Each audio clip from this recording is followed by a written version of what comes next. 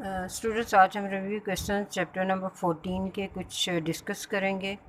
Let's start. ठीक है, question number 1 है 14.1, define and explain the term electric current. Okay, यानी इसको डिफ़ाइन करें, एक्सप्लेन करें। इट मीन्स कि ये आपका शॉर्ट क्वेश्चन है, तो आप इसको डिटेल में नहीं लिखेंगे, just right in short form. ठीक है, यानी हम इलेक्ट्रिक करंट जो है उसकी डेफिनेशन और उसके बारे में बताएंगे कि वो क्या है। इसके आंसर पेज नंबर है आपके बुक में 91। ठीक है, उसमें आपका टॉपिक है 14.1 इलेक्ट्रिक करंट, और उसमें इसकी डेफिनेशन गिवन है।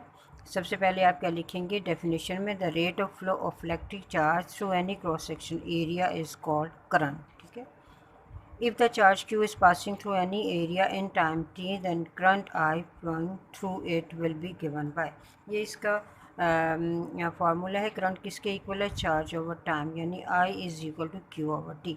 और अकॉर्डिंग टू फार्मूला इसका जो यूनिट बनेगा वो क्या होगा, ऐसे unit of ampere is ampere, इसको कैपिटल ए से हम डिनोट करते हैं। ठीक है, तो ये था हमारा क्वेश्चन नंबर 14.1, उसका आंसर।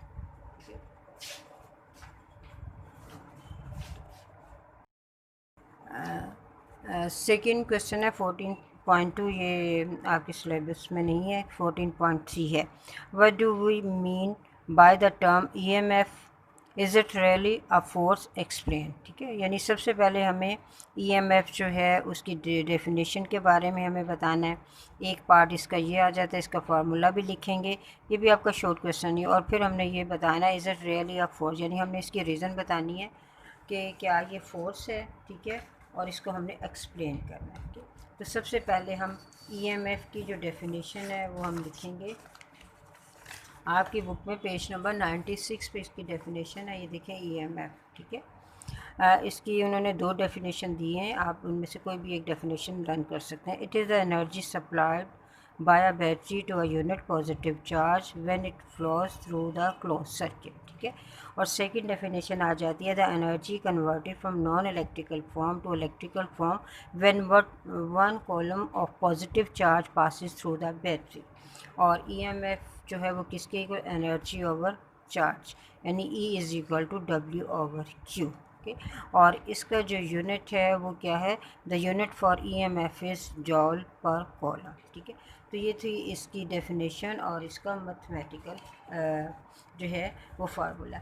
अब हमने ये बताना है is it really a force, कि क्या ये वाकई एक फ़ोर्स है। तो उसके लिए आपको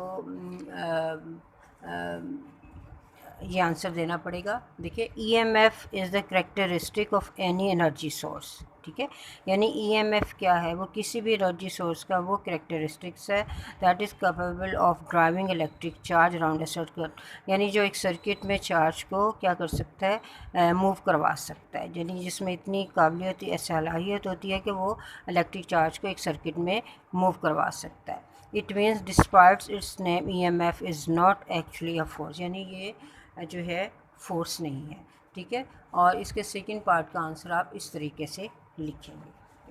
हो गया, आप लोगों को क्लियर हो गया होगा। अब नेक्स्ट क्वेश्चन हमारा आ जाता है 14.4, how can we differentiate between EMF and potential difference। ठीक है, इन दोनों में क्या डिफरेंस है। तो इसके आंसर के लिए आप EMF की डेफिनेशन, पोटेंशियल डिफरेंस की डेफिनेशन भी अगर आप लिख देंगे तो ये भी इसको एक डिफरेंस जो है वो बता सकता है, या इन दोनों को वो डिफ्रेंशिएट कर सकता है। लेकिन इसका आंसर आप इस तरीके से भी लिख सकते हैं, जस्ट राइट इन, क्योंकि ये शॉर्ट क्वेश्चन है। Potential difference is measure of energy, ठीक है, between any two points on the circuit. ठीक है, पोटेंशियल डिफरेंस क्या है, वो मेजर करता है सर्किट में किसी भी दो पॉइंट्स के दरमियान एनर्जी को। ठीक है, but the EMF is the maximum voltage that the battery can deliver. और EMF क्या है, वो एक मैक्सिमम वोल्टेज है जो कि एक बैटरी जो है वो क्या करती है, डिलीवर करती है। ठीक है, तो ये था हमारे रिव्यू क्वेश्चन से जो 14.4 तक मैंने आपको करवाया। अल्लाह हाफिज़।